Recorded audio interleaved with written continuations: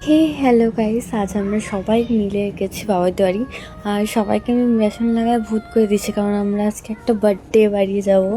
অবশ্য বাবাইয়ের মামির মেয়ের বার্থডে। আমরা ওর নামটাই জানি না। আমাদের মানে আমার ননদ আর বাবাইয়ের বোন হবে, আমরা নামই জানি না।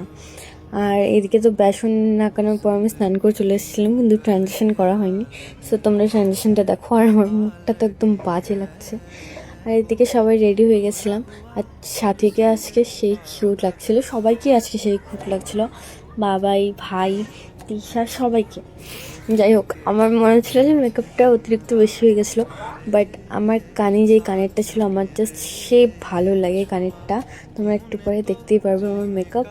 আর যেহেতু আজকে আমি ফার্স্ট টাইম মানে পাউডার লুজ হিসেবে লাগাইছিলাম, তো আমার চোখের নিচে একটু মানে সাদা সাদা লাগছিলো, কিন্তু সামনাসামনি আমার মেকআপটা ঠিকই ছিল।